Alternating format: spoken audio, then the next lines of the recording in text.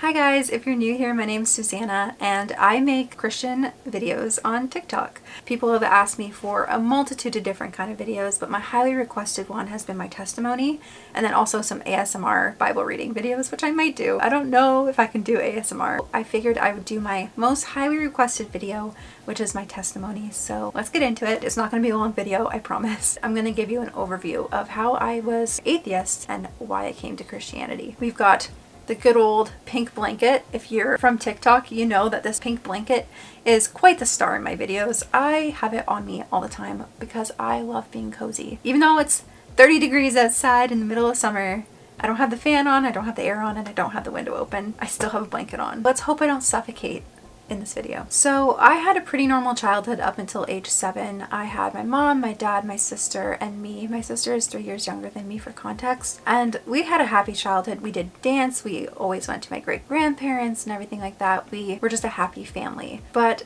that kind of changed when I became 7 years old. My dad and my mom, they got divorced, and that was a shock to us. It was quite an emotional time. I remember when they got divorced, everyone was crying. My parents were yelling, my dad was crying, he was holding us, and I don't really understand why they got divorced even to this day, but I do know that it was really hard on us. This moment in time set the course of my life. After my dad left, a part of my heart was broken. I became very used to the idea that they were divorced and they were separated, and I had 2 families and 2 homes now. The idea of division was very, very prominent in my life, and my parents did not get along after they got divorced, so it was even harder on us. Because we lived with my mom, there was a lot of father figures that came and went. Not a lot, I would say. There's 2. And they stayed for years. It's not saying that there's always some other man coming in 1 week after another. No, these men stayed in our lives for years and they became father figures to us. They all had one thing in common. They always left. My mom is remarried now to a wonderful man named Fred. The boyfriend she had before that, I really view him as my father. He was there throughout all the hard times, all the heartbreaks. He gave me my brother, who's 13 years younger than me, and my brother is the light of my life. I spent all of high school basically babysitting and raising him, and he was my best friend. I love him so much. He's getting older now, which makes me very, very sad. I just went to his grade 8 graduation and it made me very sad. But anyway, let's get back into the testimony. So once him and my mom had my brother, I was so happy. I felt secure in my family unit. I thought, oh wow, this is what a happy family looks like. A couple years after my brother was born, that was destroyed, that fell apart too. And I was so angry. I was old enough to understand what had happened and why this happened, and I was very, very angry. And this kind of changed my mindset and gave me the fear of abandonment.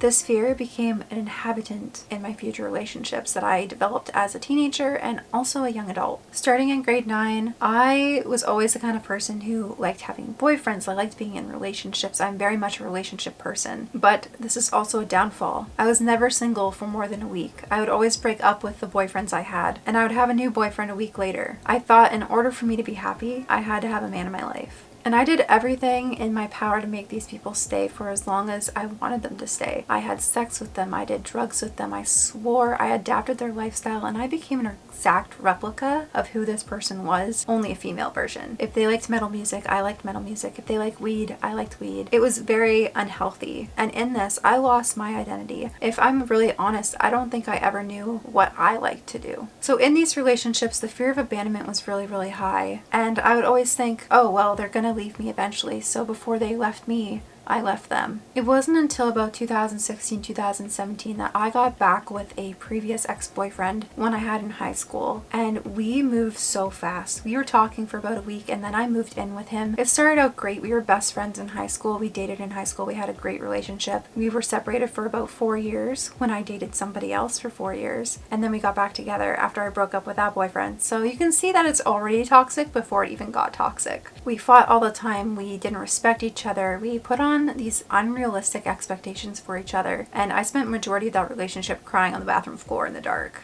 It came to a point just about a year after we started dating again that it was 5 a.m. in the morning and I heard a voice in my head saying, you don't deserve this. This is not what you want.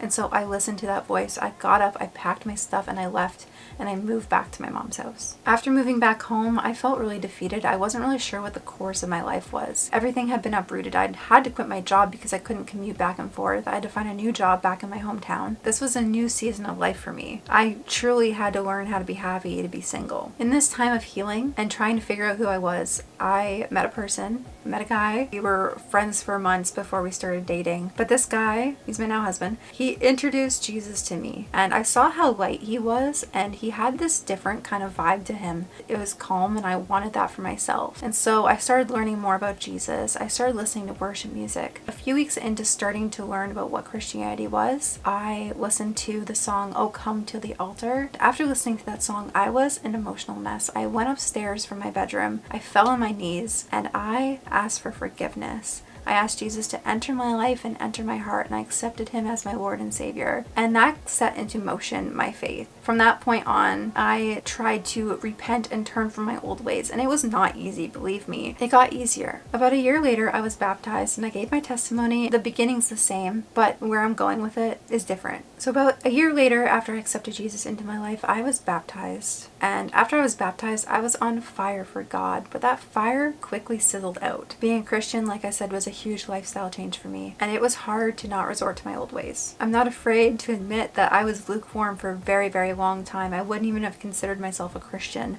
The belief was there, and the want and the desire was there, but I was not living for God. Some things happened in my life, things that just sucked, and I had a really, really hard time with the things that were going on in my life and the people that were treating me differently and everything like that. People treated me differently once I turned Christian, and it was really hard to be in like a season of isolation. It was hard when people I grew up with, my family, they didn't understand what had happened to me. They wanted me to go back to my old ways. But the person I was when I wasn't a Christian was depressed, unhappy, and I had tried to take my own life at one point because I was so miserable. It wasn't until my grandfather passed this last November that my faith was reignited. And after my grandfather passed, I was angry at God for a long time. This was one of the things that I had been dreading my whole life. There was no reason to dread it because we weren't expecting my grandfather to pass anytime soon. He was healthy, he was dancing, he was diving off of pools, he was doing sports. He had no reason to pass away. He had no health problems, but he had just dropped. And after that, my family was kind of destroyed. We're all broken still. And I was angry at God. I could not even step into a church without crying. People would say God is so good, and I would disagree. I would say he wasn't good. It wasn't until I went through grief counseling and really just figured out myself and my feelings and processed that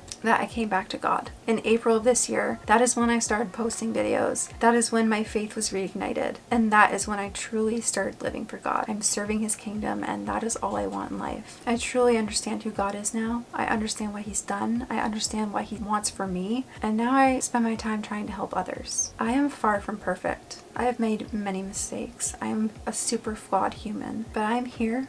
I am living for God now. I'm trying to be the best version of myself I can be. And the fire I have for God now is not going to be put out. I have found a Father who will never leave. And I have found my identity in him. So that is my testimony. I hope you enjoyed that. It's kind of heavy and it's a long story. I just wanted to give you a little bit about me and how I came to know Jesus. Now my faith is ignited, and it's not going to be put out by anybody. It's not going to be put out by me. I hope you enjoyed this video.